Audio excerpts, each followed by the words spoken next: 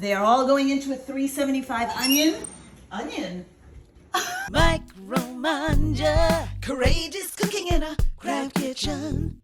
I promised you I was going to show you how to make my onion tarts, and that's what we're going to do today. These are the ingredients for my onion tarts. I've got 2 onions thinly sliced. There's 8 ounces of mushrooms also thinly sliced. There's Gruyere cheese, bacon, thyme, balsamic vinegar, and maple syrup. And when they all come together, you know I'm a sourdough junkie, so I am making these tarts with my lavash cracker dough, which is made with sourdough. I made this a couple of days ago. It's been in the fridge waiting for me. If you want to make this dough, go look at my lavash cracker dough video and I will show you exactly how to do this. But don't worry, if you're not a dough maker, you can just buy store-bought dough and make these tarts with that. I'm using the same skillet that I used to cook my bacon in, so it already has a little of the bacon fat in there. I'm going to add a little more olive oil. And we're going to cook the mushrooms first, because mushrooms and onions cook at different speeds. So I'm going to do a little sprinky dink of salt and pepper. Everything always needs salt and pepper. Oh, I wish you could smell how earthy. Anyway, we're gonna put these to the side. And we are gonna cook the onions again in the same pan. Don't need to make 2 messy pans. This time I'm going to throw some butter in there because butter makes onions taste really good. And I know you're thinking a whole tablespoon of butter, but there's a lot of tarts that are going to be made with this, so that butter will get spread around. If you don't want to use butter, you can use olive oil. It's okay. There is nothing like the smell of onions and butter. Oh my goodness. I'm going to do a dash of salt because the salt is going to help the onions sweat. And these are going to cook for about 30 minutes because we really want them to caramelize but cook slowly. So I'm going to turn the heat down. The onions can burn. We don't want that to happen. And we're just going to let them cook for about 30 minutes and giving it a toss like every couple of minutes just to make sure nothing's burning. My onions are sweating on the stove, and while that's going on, and my oven is preheating to 375, I'm gonna roll out my dough.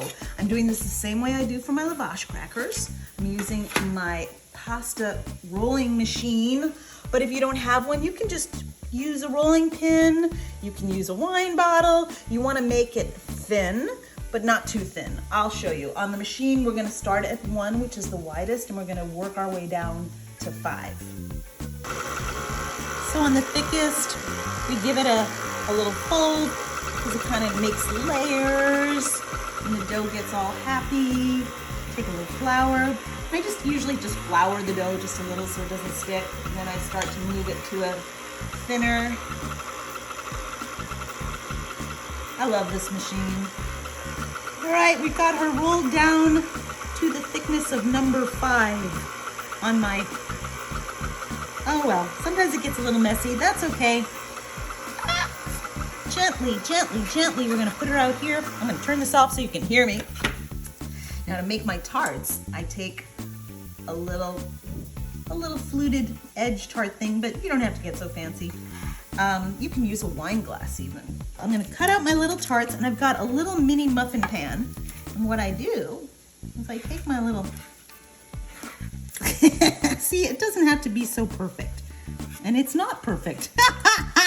It is so humid and everything is getting so sticky and I'm getting tired of making little tartlets. So you know what?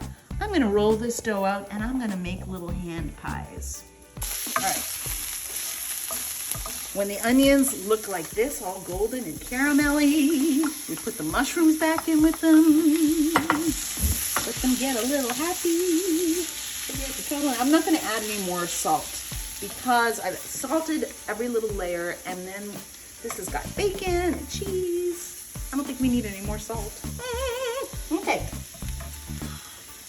Add back in the bacon. This is half a teaspoon of dry thyme.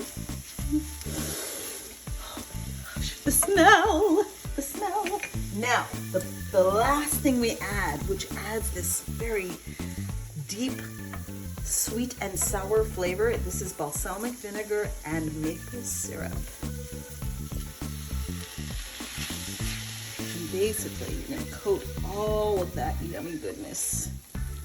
Now I'm just cooking off a bit of that liquid. We don't want the filling to be too wet. And this also just helps all the flavors get to know one another. I am gonna use my little teeny tiny roller to get these to a size that is easy for me to cut to make little hand pies. If you don't have a teeny tiny roller, just use your big roller. But I have a teeny tiny roller. The thing about hand pies is that they're rustic, which means you can make them any way you want. I'm gonna cut this in half, and I'm gonna fill it, and you'll see, some of these are gonna come out all different sizes. That's why they're called rustic, and you can charge more for them at the store. You wanna let your onion mix cool down so that you can handle it without burning yourself. But basically, you put about a tablespoon of the onion and mushroom filling, and you top it with some cheese. A little bit of cheese on top. Messy, messy, messy. Filling the hand pies. You want to put enough stuffing so that it's well stuffed, but not too much that you can't close it up, because that's happened to me before. A little bit of cheese on top. And we stretch that. Whoops, you want to keep the sides so that the dough can stick to itself like that. You take a little fork and you fold over. You want to just close it up. It doesn't need to be perfect. It's never perfect in my house. Closing it up with a little pinch of the fork. Pinch it up, pinch it down, make it work. The hand pies get a little egg wash, which is just an egg beaten up with a tiny bit of salt, and you give these a little bit of a egg bath so they get all golden brown. If you want your hand pies to be more even and consistent in shape, you could use a biscuit cutter to make the dough, but you know, I'm going for the artisanal. Everybody is a little different, just like all my friends. Everything goes into a 375-degree oven. I'm not sure how long they're gonna take to cook. The tarts are usually about 15 minutes. The hand pies might be 15 minutes. I don't know, because they're all different sizes. So we're gonna find out. It smells so good in here. Let's see how they are doing. Ooh, baby. All right, I think the little tartlets are done. We're gonna let those cool. These can probably go. See, that tiny one is done, but the other ones aren't, so we're gonna leave those in there a few more minutes.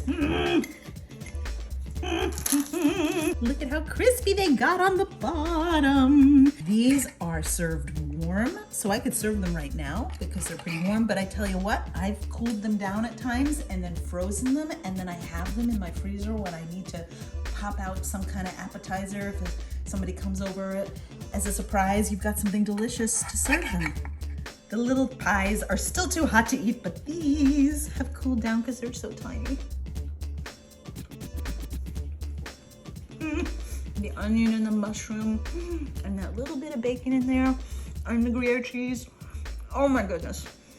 I should have made twice as many.